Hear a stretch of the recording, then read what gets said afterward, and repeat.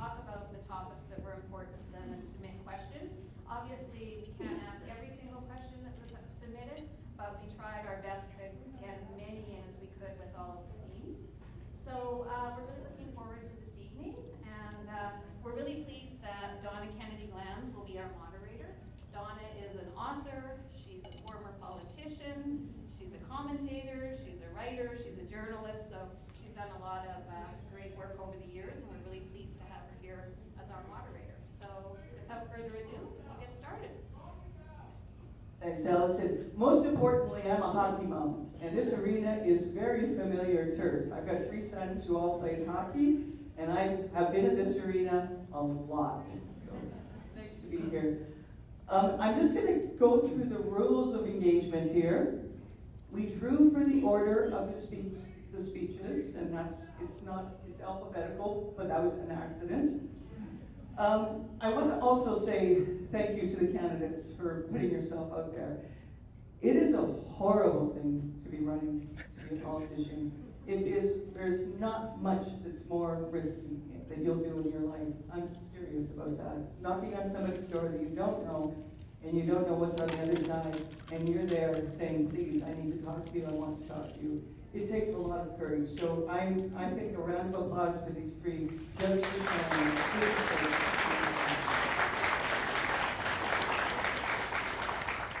And Jeremy from the Sprawl is here. He's videoing this event live. So all of you who have younger generations who are attached to their phones, please let them know that they can watch this, and they can watch it after the event too. So the game. You will have, each of you, 2 minutes to introduce yourself and win us over. That will be followed by questions that have been gathered, as Allison said, from this community. I'm the keeper of the questions. There are 10 questions. Each of you will have 1 minute to answer the question, and I'm going to decide the order. I'm going to play God here, which is kind of fun. You also, just to keep it lively, this was Allison's idea, you will have 3 rebuttals. Only 3, so use it wisely. If you feel really strongly about a topic and you want to say more, or you want to refute something that's been said, put your hand up. I will come to you after all 3 of you have spoken to that question, and you will have an opportunity to do a rebuttal for 30 seconds. So 2 minutes speech at the intro, 1 minute answer, 30-second rebuttal 3 times, and then you will have a closing statement of 2 minutes as well, and we'll do that in reverse order. Now, Allison runs a tight ship here. I really noticed that. And she has got the slickest system for keeping time. So, Allison, the 30-second warning is, and what happens when they hit the time? And if you don't obey, I tell you, it gets worse from there. Okay? I'm going to say this, but I don't think I have to. This community has demonstrated an incredible commitment to political discourse, and you're here. But keep it civil, no personal attacks, no interruptions, and if you can, please try to hold your applause until the end.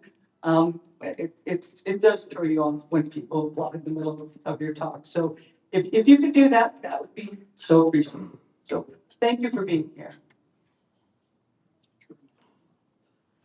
Okay, it begins, and we're right on time. Candidate introductions, and we're going to start with DJ. Can you hear me okay? Microphone? A little bit. Hey everybody, just wanted to, as Donna said, DJ Kelly, perhaps best known to many of you as the candidate who finished second to our current councillor Sheldon by only 100 votes in 2021. When I ran in 2021, I did so because a lot of my neighbors asked me to. I used to be president of the Winston Heights Mount View Community Association, spent 6 years down at City Hall, so got to know how the place worked pretty well. My first role there was leading the city's marketing team, followed up by working the city manager's office on the corporate cultural transformation project, and then finally e-government digital strategy. So about making the city's digital services better for Calgarians. As a result, I frequently get approached in the grocery store or out walking the dog from neighbors saying, "Hey, what's going on at down at City Hall?" And they convinced me in 2021 to run. In 2021, we had a lot of really big conversations about things like revitalizing downtown or getting the full Green Line built. I'll be honest, this time around, I'm looking a lot smaller. Unfortunately, as we're door knocking, having conversations, most folks can't really name anything that our current councillors have accomplished in the last 4 years. And as a result, Ward 4 is definitely behind.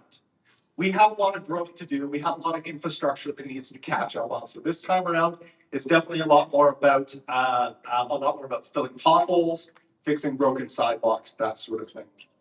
The last thing I'll say is that today's a little bit like a job interview. And like any good job interview, I hope that we'll have an opportunity here to not just talk about what it is that we will do as a councillor, but also what we have done in our communities before, because I really believe a good job interview shows past performance, shows what future performance will look like. So thank you all for coming tonight. I look forward to spending the next hour with you, and hopefully we'll have a really good conversation here tonight to get to know each other a little bit more. Thank you. Jeremy. Good evening, everyone. Thank you so much for being here tonight. Thank you to the organizers and volunteers for putting this together, and everyone viewing online as well. My name is Jeremy Wong, and I'm running to represent you as your Ward 4 City Councillor. A little bit about me. I'm a born and raised Calgarian. My family is Chinese background. My parents came to Canada. They were fleeing the Vietnam War, so they were refugees, and they came to Canada to start a new life from scratch here. So I owe a lot to this country. I owe a lot to this city.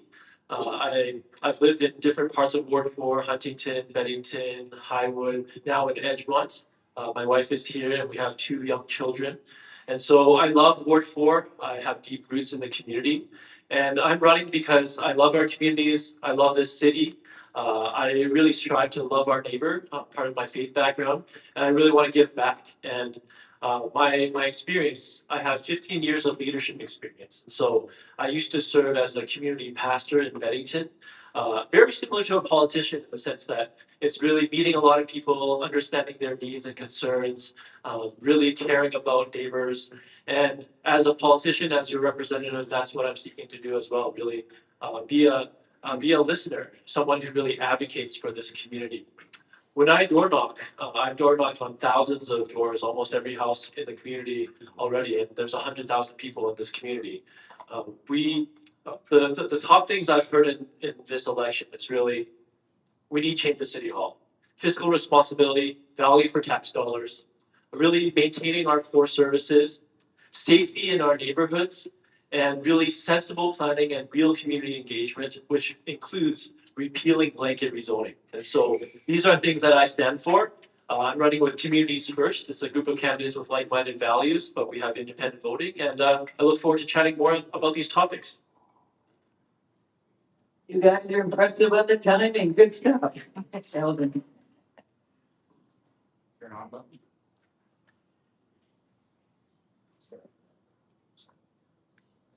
Can you hear me now? Good evening, everybody. My name is Sheldon Yakiwchuck, and you can tell by my last name, I am Irish. That's a joke. I'm actually Ukrainian. Is it okay if I stand up? I talk better when I'm standing.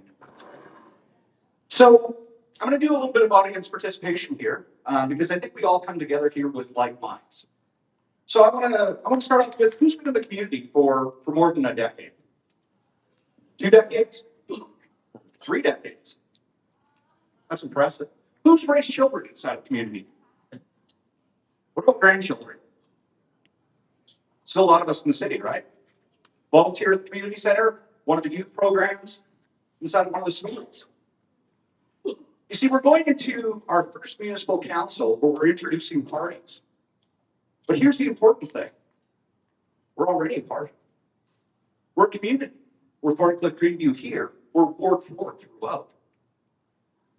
And one of the things, like Jeremy said, is that Calgarians are looking for change.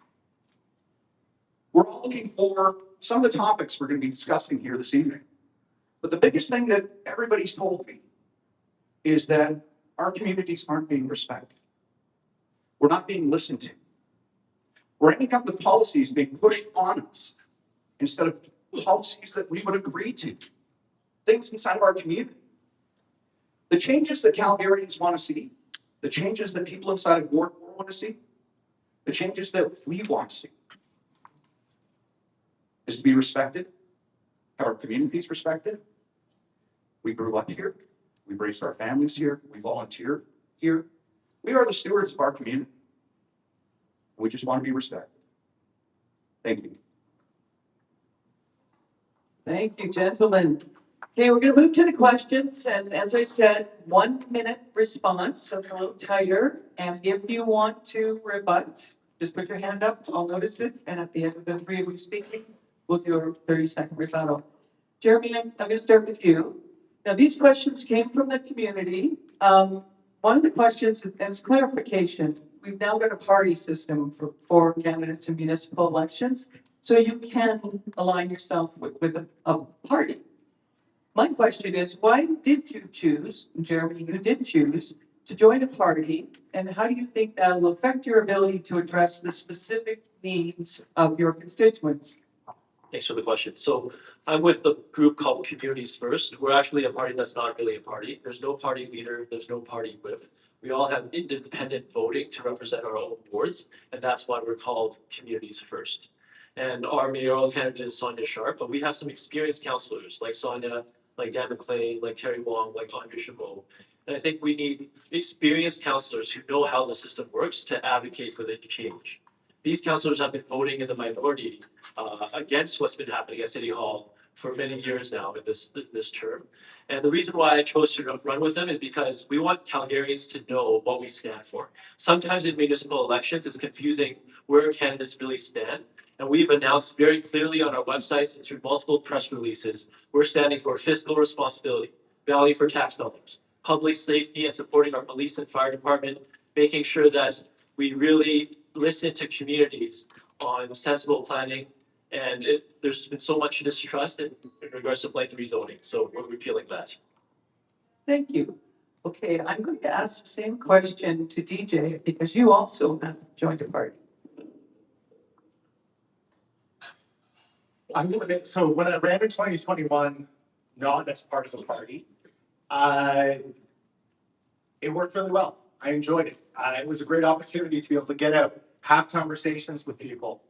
Unfortunately, the Premier made a different decision this time around and wanted to introduce municipal parties. I'll say point blank, I advocated against the creation of municipal parties. I don't think they really add a whole lot. It is City Hall. There's not as much public policy as there is at the provincial or federal. And as a result of that, what you can definitely see there with the municipal parties is that they're coming together as booster coalitions than a formal party. You can pick someone different for mayor. You can pick someone different for your councillor.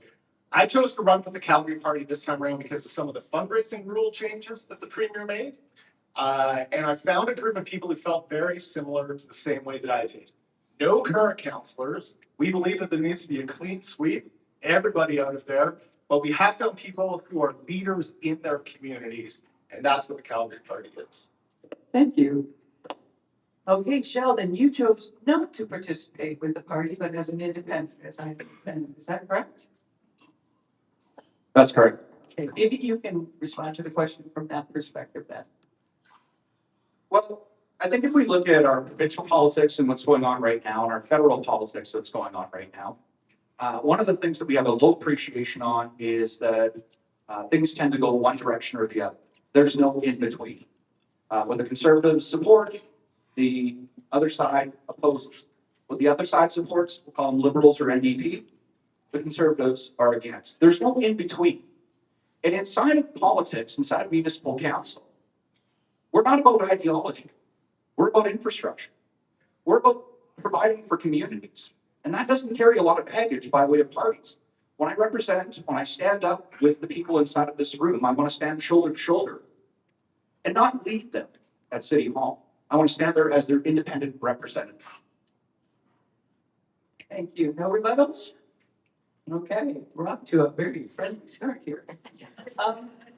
The next question, we'll raise the temperature in this room, I think, and it's got to do with blanket rezoning. I write for the National Post, and believe me, this is a topic that the entire country is talking about, and I'm sure you are here. So I'm going to start with you, DJ, and then I'm going to move to your left. What's your position on blanket rezoning? Would you repeal it or keep it? Why? In a minute. 1 minute, yeah. This is a topic that I think deserves a lot more than a minute for sure. Unlike the other two candidates here, both I can always argue, both just flat out repeal it. I sit on the planning and development committee in my neighborhood, Winston Heights, Mountain View. I've seen every application that we got for the last 10 years, and the applications have definitely changed in the last year. I will admit we've had the odd fourplex on like a corner lot that in our particular neighborhood, but like that's actually fine. We're okay with that. But we've had a few eightplexes, especially mid-block and on laneless lots. That's bonkers. That makes no sense. Where are people going to park? We have to get rid of those eightplexes. It does not make any sense. I am not in the flat out repeal it group, because of the fact that to do so would be reintroducing thousands of regulations, potentially increasing our property taxes and taking away homeowner rights that have recently been given. Instead, I want to focus on getting rid of the eightplexes so that we can actually have our neighborhoods more appropriately zoned. Okay, thank you. Sure. Thank you. And I completely stand with communities that are repealing blanket rezoning. The doors that I've knocked on, thousands of doors, I'd say 95% of the people I've talked to are wanting to repeal blanket rezoning. So I don't know how we can really listen to community voices authentically without repealing blanket rezoning. When we look at the infrastructure needs, parking and sewage and electrical and water, it doesn't make sense to have it everything everywhere all at once. I'm for density and upzoning, but in targeted areas around train transit lines, bus routes, major roads. We can put density in there and have real community engagement on how that happens. And that's a much smarter way because infrastructure can keep up if we target zoning in those areas. But really, I've been to so many community meetings, AGMs, and across the board. It's so sad to see people having to band together to form restrictive covenants because they're so frustrated. They're filled with anxiety because our house is our biggest investment. Why do we feel so much pressure on if there's going to be privacy or infrastructure or invasion in our homes? Thank you. Sheldon. Right now, I'm the only candidate that's actively petitioning against or petitioning for repealing the blanket rezoning. And it was one of the things that I knew was going to be a number one concern for Calgarians. And it was the people inside of the communities that I'd walked in my first couple of months that the reason that I put the petition forward. So I intend to make it the number one priority of the city. When we look at what's already happened inside of our communities, inside of our city, what we can see are some pretty dramatic changes. And it has to be the number one thing that gets repealed. None of our communities are against development. Somebody building, an additional suite into their basement. But what we do have a problem with is the way the structures are going in. They were introduced under the guise of affordability. And if you go through and have a look at what these things actually offer, I'd seen a place that was just listed yesterday. It was 4 suites. It was a fourplex on one block. And whether it's inside or outside, whether it's a corner lot or not, the fourplex was listed as an entire building for $3 million. Can any of you afford the $3 million to be part of that? Thank you. Because this is such a big issue, we're going to ask a second question and give people a chance here, candidates, a chance to tell us, what do you do in an established community like this one that, there is densification that's going to happen, whether it's imposed or not. What are the principles or the guidelines that you think should guide that decision making? And I think we'll start with DJ and we'll work across the table again. You have to go first, like all the time. Like I said, I sit on the planning and development committee in Winston Heights, Mountain View. This is the topic that we talk an awful lot about around that table, is how to actually do it appropriately. Jeremy touched on a little bit of it already around focusing the density around places where transit exists. on the outer edges of community. Those are the kinds of things that existed in our area redevelopment plan. And then our neighbors focused on building when we created that area redevelopment plan. Unfortunately, the city replaced that with a local area plan, and there are a few really good things in that plan that I want to bring back. For example, when building a duplex, you can build the two sides of the duplex so that they're articulated. One is further forward than the other, and the two sides of the duplex have a different architectural style. When you do that kind of a thing, that, when you're walking or driving down the street, starts to feel still like a single family neighborhood. It's worked really well in our neighborhood, and I'd like to see that introduced across the entire local area plan. Okay, thank you. Sharon? My plan is to really repeal blanket rezoning and focus it on areas that make sense. Edges of communities, along transit lines, major roads. And there's two myths that I want to dispel regarding blanket rezoning. One is affordability and one is not enough land. So affordability wise, when you tear down a $700,000 bungalow and you replace it with 2, 3, 4 that are more expensive than the existing structure that was there before, new families can't come in there and buy that property and say, oh, this is more affordable. It's actually less affordable for those families to move into that community. Another thing is, there's been studies in other major cities across North America, Minneapolis, Vancouver, where people have done blanket rezoning and it hasn't reduced affordability, increased affordability. So it doesn't make sense, and I think we need a much smarter plan. Our plan with Communities First is to really bring back R1, R2, site-specific public hearings, real community engagement with residents, and we're the only group that can actually get it done because you need 8 votes on council. You can't really be one independent by yourself to make change at City Hall. You need a majority. Okay, Sheldon. So in part of my petition, it's really 3 things that the Calgarians have asked for, people inside of Ward 4. One, that it's in keeping with the community. So, the restrictive covenants we have inside of our communities for how far recessed the house is, how tall they actually are, so that we don't have, like some of your neighbors here, solar panels on our roofs that are being eclipsed, even through just a single family dwelling that's been redeveloped beside them. The biggest things that Calgarians seem to be concerned with are with schools inside of our communities. So inside of my community, we've already got 5 schools that are at capacity. And we have families that want to move into our communities, but we're already at too much density. So we can't have this in a way that, we can build or we can assess. Do we have the services? Do we have the infrastructure to support it? I am going to take my 30 seconds and Wait, don't finish. You're finished. You want another 30 seconds? to rebut. Okay. Okay. There's one. Okay. So here's one of 3. So the ideas behind transit-oriented communities suck. And I'm going to tell you why. I live in Dallas housing, and one of those things is proposed inside of my community. Right now, we've already built a 451 suite building in place of 75 row houses. Now, the city's proposing that we're going to take over the LRT parking and put in more houses. The thing about this is where Bloom Building is right now, the pair of them, is it's zoned for 1,200 suites. So we've got 1,200 suites going in. Inside of that community, there's no parking already. And they want to eliminate the LRT parking. No. Thank you. You get the drift of this rebuttal thing? You liking it? Yeah. Yes. We will more rebuttals, you guys. Come on. Up the end here. We're going to move to private safety. It's a big issue. You may have noticed that the chamber came out with the business community's advice on the civic election, and crime and safety is a priority. Business Council of Alberta, crime and safety is #1 priority. Business Council of Alberta.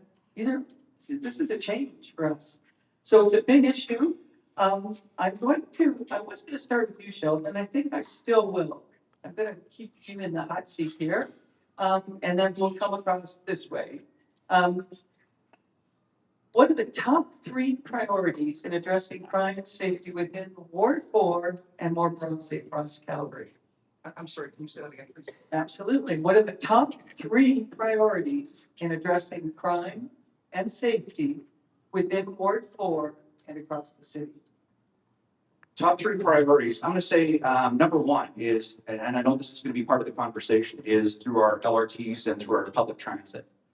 We've seen some expensive Band-Aids being thrown on transit. $5 million has been committed to retrofitting our buses with plexiglass, which is excellent. I mean, it's great that we're keeping the driver safe, but who doesn't that keep safe? Everybody else on transit. So we don't need more expensive Band-Aids. We need actual solutions that are gonna take care of the situation. We need to increase the number of police officers that we have by way of density inside of our neighborhoods. But one of the big things is we have to work with the province, we have to work with the federal government, because people are being arrested and then released. Same day to commit, same day crimes. I have one business inside of my community that got hit 3 consecutive days by the same person who was picked up on 2 of those days. We need actual bail reform. We have to work with the province. We have to work with the federal government on that. Without that, another expensive Band-Aid is just not going to serve Calgarians. Thank you. Good timing. You guys are doing well. Jeremy? Public safety and safe neighborhoods is a top priority for me, and it's also a top priority for Communities First.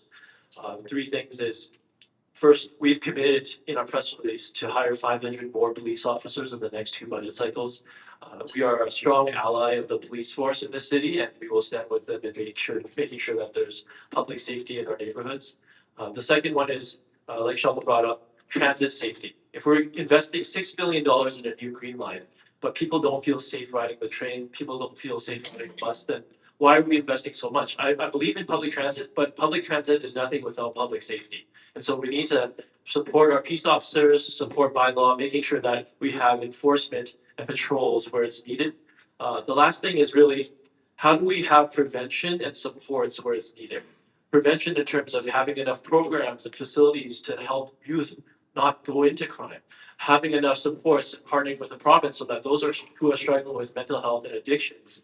We see open drug use on the train platforms, right? How do we actually support those people in need so that there's not rampant crime in our communities? Okay, thank you. DJ? So I sit on the board of Greenview Industrial Business Improvement Area. It's a council appointed position. When I first joined the board, the number one priority of all of our businesses in Greenview Industrial was safety. At the time, they had been working with Calgary Police to increase patrols. It had no impact whatsoever. Criminals would just simply wait for the patrol to go by, and then they would do their break and enter. Instead, what we focused on after I joined the board was working with Calgary Police on something called crime prevention through environmental design. We embraced the graffiti community, installed several murals in the neighborhood, if you've seen them, and that reduced crime in the neighborhood over 2 years by 40%. We need more of these kinds of outside the box thinking from our councillor. So to answer your question, top 3 priorities. Number 1, reform municipal bylaws to enforce public behavior standards. Number 2, enhancing safety and accessibility on Stephen Avenue, the downtown core. And number 3, finish my sentence if it's okay, expanding support for homeless and vulnerable populations, because right now that's the thing that's making us feel unsafe. Thank you. Any rebuttals? Okay, go. All right, let's start, Jeremy, with you on this question. Roads and traffic. It's been identified by your community as a concern. Pedestrian fatalities in Calgary are at an all-time high. What would you propose to address pedestrian safety in Calgary? And we'll start with Jeremy, and we'll move to Sheldon, and then to DJ. Safe neighborhoods is very important to me. Pedestrian safety, especially I have 2 young children. We walk in the park, we cross the streets and school zones and playground zones. It's so sad to hear about how pedestrians, the fatality rate is at an all-time high. My proposal is really supporting public safety by making sure that looking at neighborhoods and how they're designed, whether it be playground zones, school zones, traffic calming places where we can make sure streets are more safe. I've seen some where they narrow the streets so that there's less speed there. There could be signs or lit up signs for speeding. So really making sure that we support our emergency services, our police, to make sure that neighborhoods are safe in terms of pedestrian traffic. Thank you, Sheldon. I'd have to see the statistics, honestly. I don't doubt that we have a high rate of pedestrian fatalities right now, but I want to know where that is. From everything that I've seen, that's in the downtown core. Now, under Mayor Nenshi, we'd introduced 40 zones throughout the entire city in our neighborhoods. And it was a proposal to make communities safer. However, the studies that went and that they used weren't actually supportive of throttling back on inside communities. So if we have an issue downtown, it's an issue that we have to deal with as a city, but as a downtown. We don't need more policies. We don't need more one size fits all being slammed into our communities that don't make sense. We need to actually address the problem as if it's an individual problem, but we need to address it in the right areas, not under all in one. Thank you. DJ? Yeah, unfortunately, it's not just a downtown problem. Trafford Drive, 1100 block, just a little while ago, we had pedestrian struck there. I remember my son, he used to, his bus stop was on the other side of 16th Avenue. I'm watching a 10-year-old cross 16th Avenue. It was one of the most terrifying things I've seen in my life. We hear about traffic frequently. We need to figure out where more advanced turn signals can exist. There's definitely a need in neighborhoods like Thorncliffe-Greenview. At the same time, we need to reduce cut-through traffic through our neighborhood. We can do that through design. More enforcement is good, but we need to speed up and fast-track the installation where neighbors want speed humps, raised crosswalks, curb extensions, traffic circles. If you want them, we need to speed it up so that you can have them. I also would like to see us double the your speed driver feedback signs that we have in playground zones and residential areas. But number one, we need to bring back the automated enforcement that the province took away. Okay. All right. I think that's everybody. Rebuttal. Rebuttal. Go for it. Go Sheldon. The speed camps were just taken out this year. The statistics actually came from this year as it being the highest year of pedestrian fatalities. So if the speed cameras were in place while we had the highest pedestrian fatalities, then why would we bring them back if they're not actually providing safety? You can do a rebuttal to the rebuttal, just saying. Anyway, I have another question on roads and traffic, and I'm gonna start with you, Sheldon, and then I'm gonna move to Jeremy. You're going to start with me on about everything. I only have a rebuttal. I know, you should see, my brain is just going wild, trying to take three people and mix it up. It's speeding, congestion, and shortcutting, which you've already touched on here, create significant issues, not only in Thorncliffe-Greenview, but across many Ward 4 communities. How would you address these questions? You've all touched on it. Let's go a little deeper. Again, this has to come from community involvement. Now, you know, what we're going to see along Center Street or 4th Street, what we're going to see along McKnight, we're not going to see in other communities. So we actually have to address this by community, and we need community involvement to do that. Again, one of the biggest things that I'm running on is that everything that we've seen inside of the city that we aren't that fond of, or one-size-fits-all policies. We already have the tools that we know that we can implement, but we need the communities to work with us so that we can actually get these things implemented effectively. One of the things that we see as part of issues with traffic is construction zones. And I think there was a few people that talked to me about 4th Street. There was construction pylons and barriers there for 3 months with no construction going on. What that does is it creates an unsafe condition because people become aware that there's not going to be anybody there and that they can hum right past it. So we have to be a little bit smarter in what we're doing, but we have to address this again, granularly in my community. Thank you, Sheldon. DJ? Sorry. Yeah, number one on this list definitely has to be, you are the expert in your neighborhood.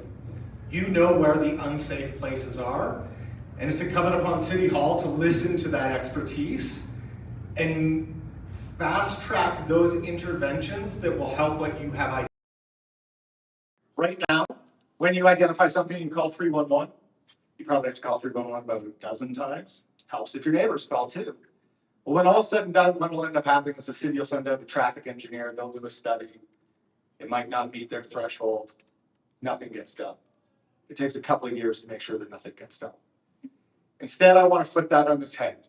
I want to listen to what it is that you have to say, where it is, work with the city administration in order to be able to implement low-cost solutions to see if they actually make a difference. If they do, let's make them permanent. If they don't, remove them, you've saved some money, you've learned something. Thank you, Jeremy. My commitment to you, if I were to be your councillor, is real community engagement, always having an open office door, phone calls, emails, listening to your concerns, especially with regards to public safety in your neighborhood, traffic, speed bumps, being responsive, whether it be calling up to say, hey, they're speeding in this area, they're speeding in this playground zone, we need enforcement through traffic cameras, speed cameras, anything that can increase public safety. I'm a huge proponent of, so my commitment would be to listen to the community concerns because residents know best in their neighborhood about where it needs more enforcement, more safety needs to be addressed. Okay, I'm just gonna let you know that these candidates did not see the questions. I think some of them are clairvoyant. My next question, and I'll start with you, DJ, and I'm gonna go across the table. What grade would you give the current engagement process, and what changes would you want to see implemented? Now, this is a very good question because there are no incumbents on this panel, so they can say whatever they like. Yeah, I'll be charitable and give them a D+. My day job at the University of Calgary is as the Director of Community Partnerships. Used to be President of the Winston Heights Mountain View Community Association, as I said before. In both of those roles, it is all about having conversations with folks to find common ground and see what we can do together that we couldn't do alone. The City of Calgary does not do a good job of community engagement, and I can tell you why, having worked at City Hall.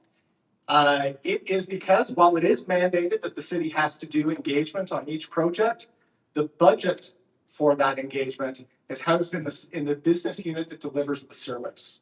As a result, the engineers have all figured everything out before it comes to you. When you get a conversation about, do you want a red widget or a blue widget? If we remove the budget to the engagement unit so that they get to decide what it is, the conversation would be about, do you want a widget or do you want something else? Those are the kinds of concrete changes that we need to make in order to be able to improve the community engagement process in the city. Thank you, Jeremy.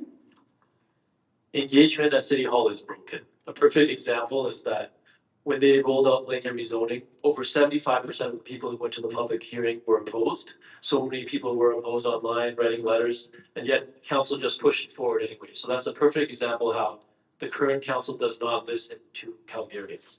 So my proposal is really restoring real engagement and real trust with Calgarians. Trust is broken right now, and it's so sad to see because having a municipal government that you can trust is so important in your life. And so my proposal is more third-party engagement. The current council proposed an audit of the current engagement practices. But what did they do? They did it during Stampede Week. I was one of the only people that showed up to the engagement. There were 2 other people there because it was during Stampede. And that was when they were doing the engagement for how the city is doing, how well the city is doing engagement. So we need to fix engagement. It's really broken, sadly. And we need more third-party to come in because if the city is grading itself on engagement, of course they're going to give themselves a good mark. But you're not. Hey, Sheldon. Actually, for the hearing on the blanket rezoning, I give the city an A+ for the engagement.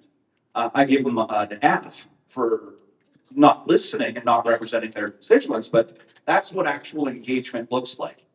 For the transit-oriented communities, and again, I'm gonna refer back to Dalhousie here. You guys have another one that's coming up in your area behind Beddington and Harvest Hills, 7,200 suites, by the way. They put up 2 billboards and they handed out a flyer, and it was to complete a survey online in the community. Now, the city's already been scolded this year because they're not paying attention to their own metrics, and instead they're relying on community feedback. How are your roads in your community? Are they okay? we're doing a good job. Let's ignore the metrics. No, actual community engagement does look a lot like the blanket rezoning hearing, and we need a lot more of it. Any rebuttals? Okay, now we're getting into it. Good. DJ? Community, like I said, my day job is in community engagement, so it's the thing I'm the most passionate about. So it definitely would be remiss to not sort of jump in with a little bit more here. On the technical side, I definitely want to say, for me, 3 conditions exist if you're doing good community engagement. Consensus does not mean that we're all going to agree. It means 3 things existed. Number 1, that the process was explicit, rational, and fair. I think that the city does not do a great job of that currently.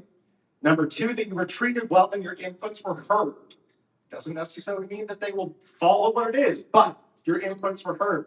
And number 3, that you can live with the outcomes. And that's what I think the city needs to be spending a lot more time focused on. Have a rally happening. Jeremy?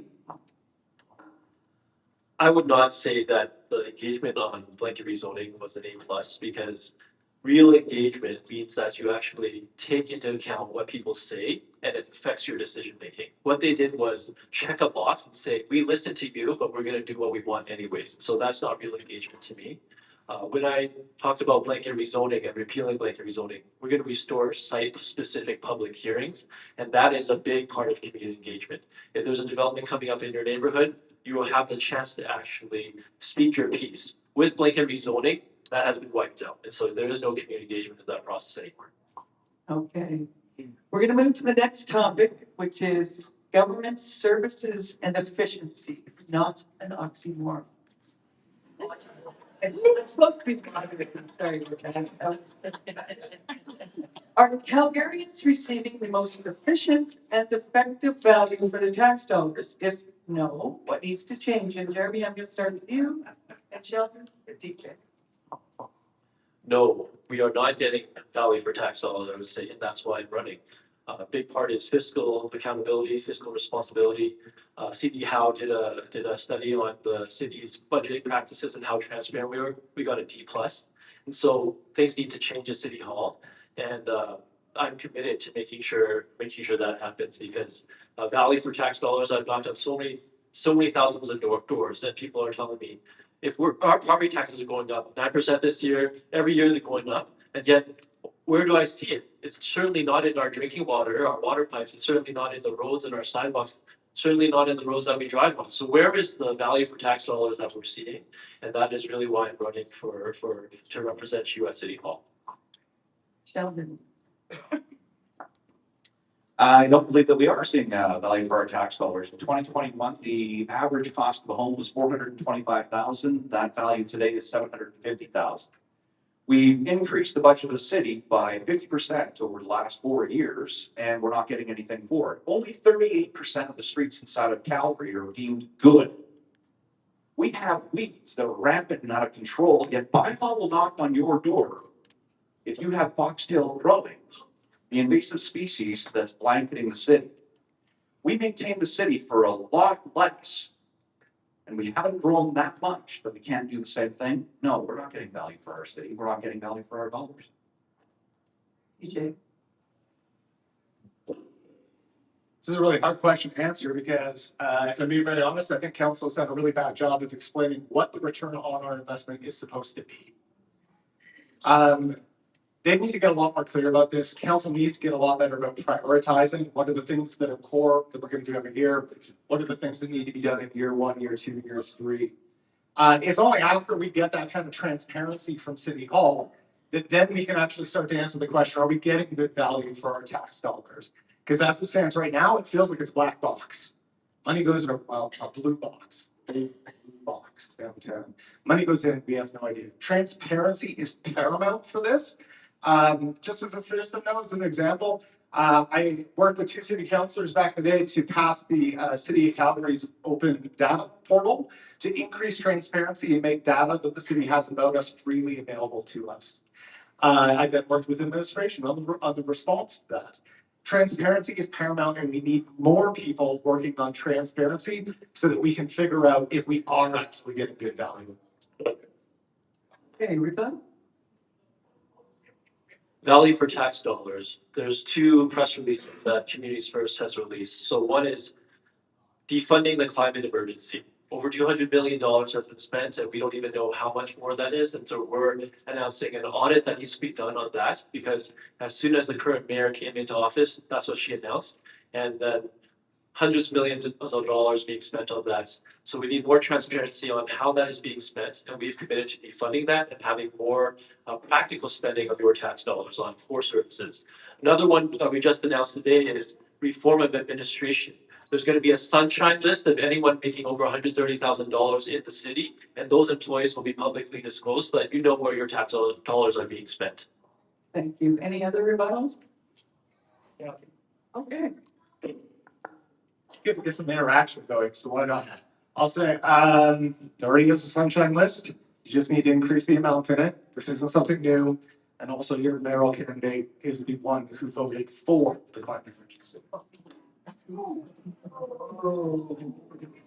Okay. I'm on to the next question, unless Sheldon wants to rebut. Nope, I'm sitting on this one. Go ahead. All right. It's okay if they have another 30 seconds, you know? Fairness.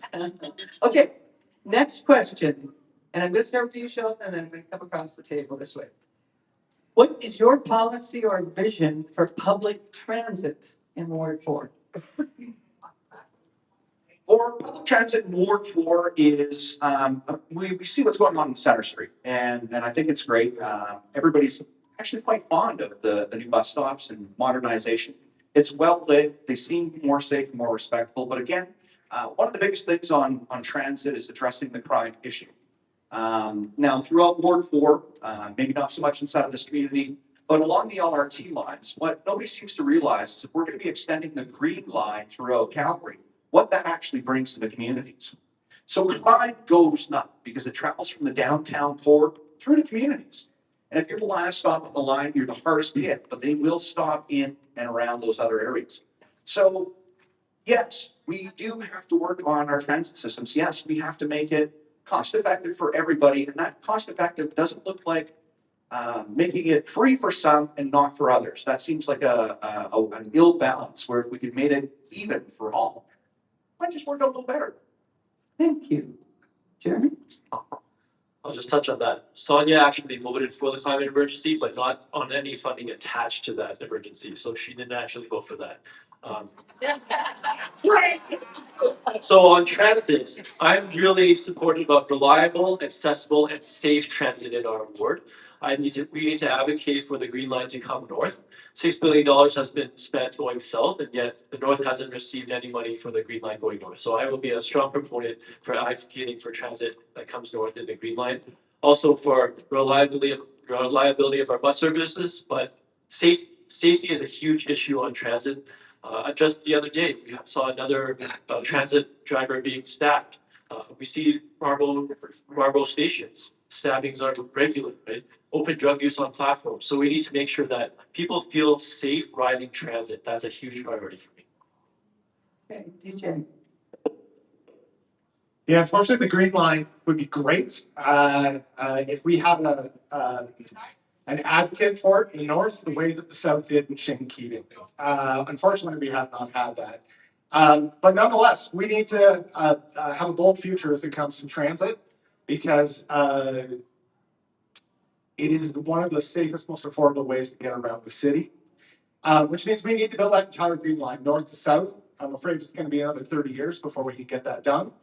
But in the meantime, we can at the very least prepare for it, and we can get our train lines connected to the airport, because dear God, we overdue for that. We also need our transit system that respects the rider. The frequency of our current transit is not nearly enough. Anyone who's trying to ride the 3 or the 301 knows it's the busiest line in the entire city. And not to mention the 2 on 4th Street, the 20 on Northmount, and even the 4-5, which is my bus route, Edmonton Trail and 14th Street. They're just not frequent enough in order to be able to maintain a higher ridership. And finally, I'll just say safety by design. We need to increase the officer present, improve lighting, and install more CCTV. You're kind of testing me here. Okay. Anybody want to rebut? You guys? I support his idea to the airport. I like it. Okay. We're the only It's one- not a rebuttal. Now you're kind of taking over here. We've got one more question. Do you think they want to run for council or something? Okay, we've got one question left. I'm gonna start with Jeremy, and then I'm gonna go Sheldon and then DJ, okay? This is the last question. It's around infrastructure. Residents in Thorncliffe-Greenview and across Ward 4 have noted that they're often overlooked with respect to ongoing maintenance and new investment in roads, sidewalks, alleys, and green spaces, and we know green lines.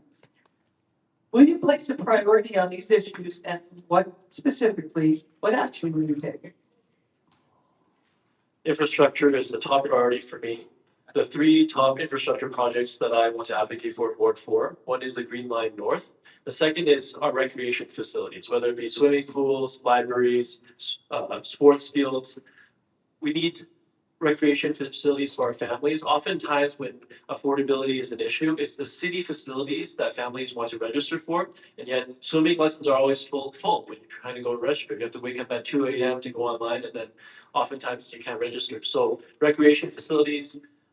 The third one is our road infrastructure, making sure that potholes, roads are fixed. I've heard from residents expanding McKnight Boulevard is a possible priority. Also, the Deerfoot-Bennington interchange, how we can only go one way off Deerfoot-Bennington.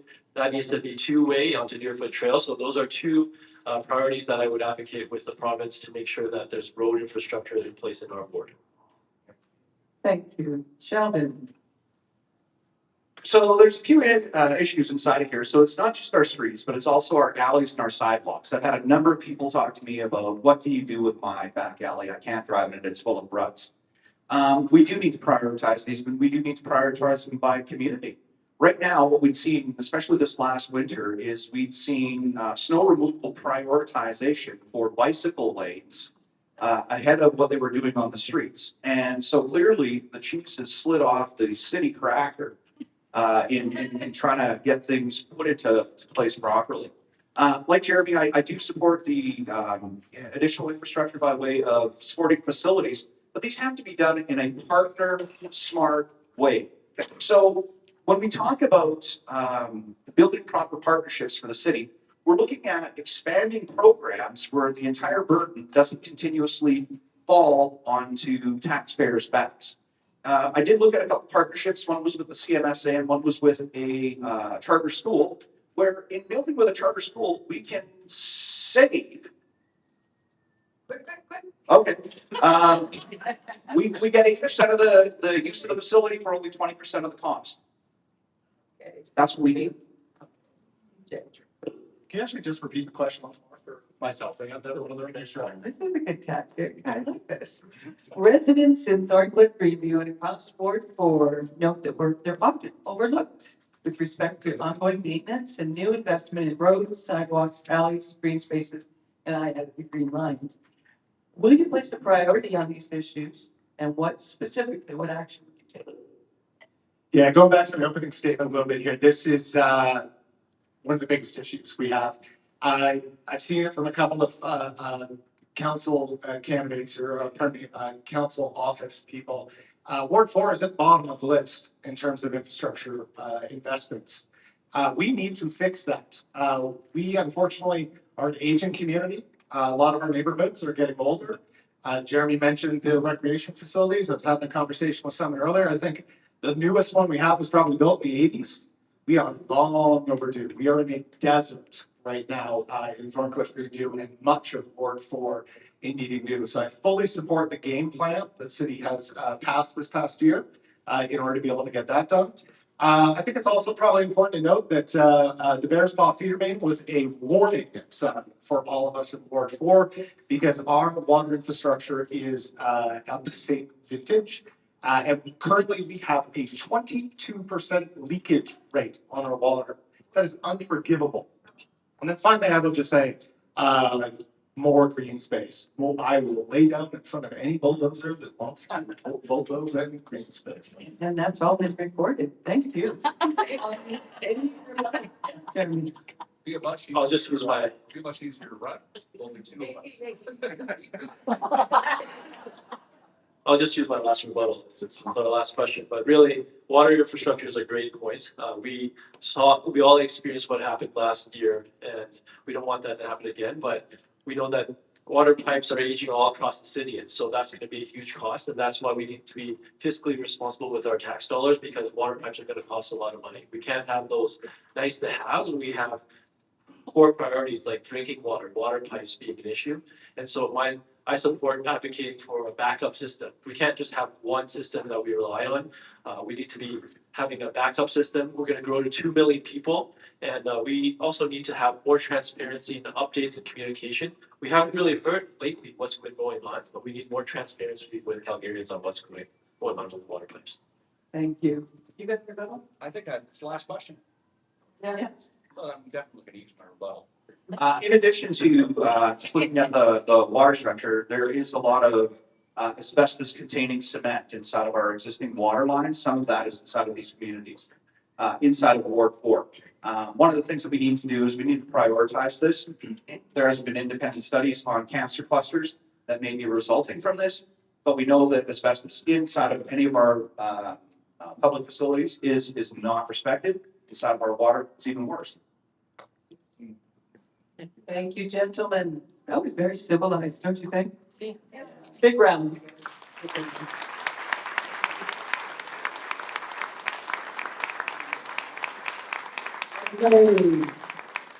For the grand finale, each candidate gets 2 minutes to do closing comments, closing rebuttals. We're going to start with Sheldon and work this way across the table. Thank you. Gee, I don't know. I never thought about this.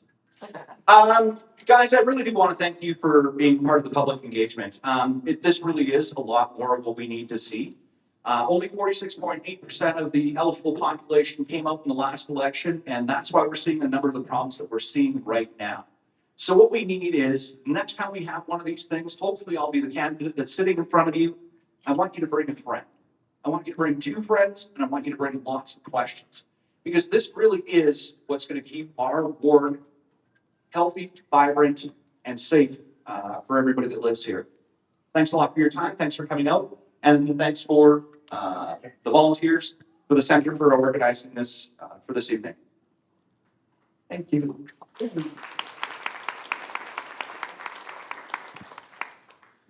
Yes, thank you so much for being here tonight and for people viewing online as well. People don't realize that it's the municipal level of government that really affects our lives the most, from the water we drink to the streets we walk on or drive on to the facilities that we recreate in. So really, get out to vote. This election is very important.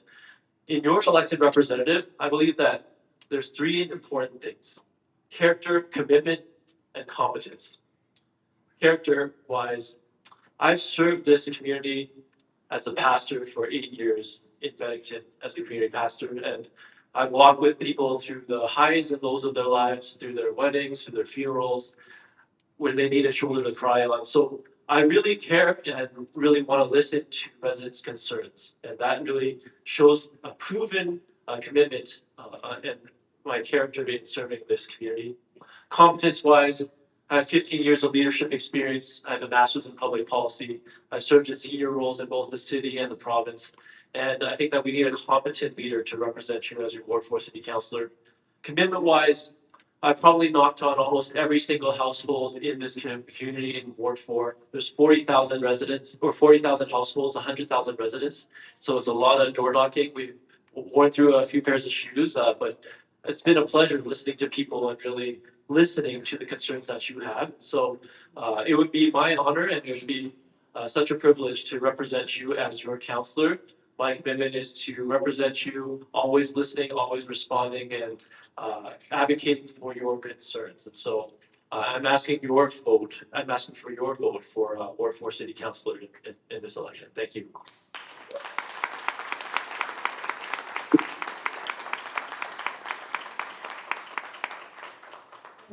DJ.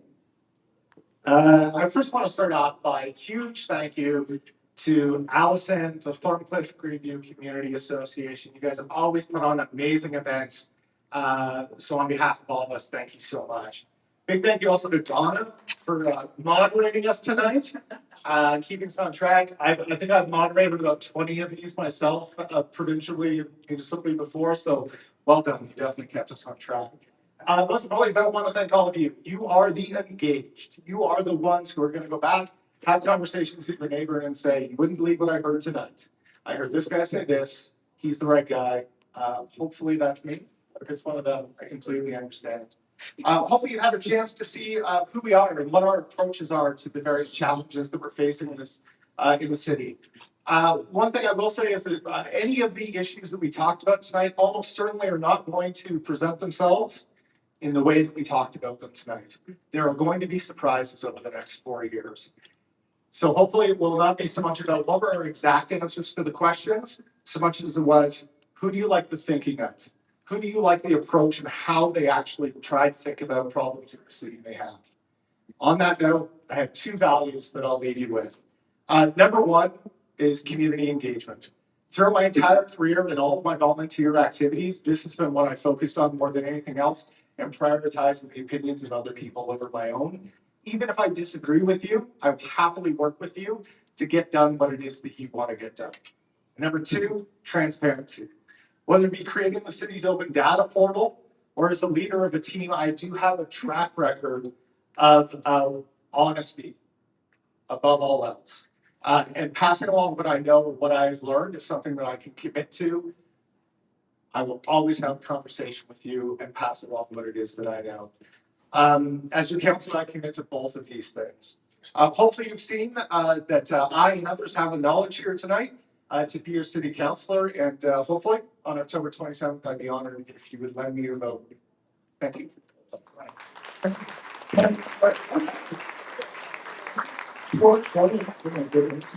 You all got it, right? October 20th, advance voted October 6th to 11th. All right, we nearly concluded within the hour that we promised. And Allison, how much time is the room available so that you can ask your questions directly of the candidates, one-on-one? Yeah, we wanted to, we're open as long as people want to stay, and we wanted to build in some time for people to have those one-on-one discussions, so feel free to. So you could just stay overnight if you like. That's what you say here. Again, thank you. This is really heartening. There's nothing better for candidates than to have you asking them questions, caring, paying attention, holding them accountable. This is democracy in action, and it's a real treat to be here in your community. Thanks.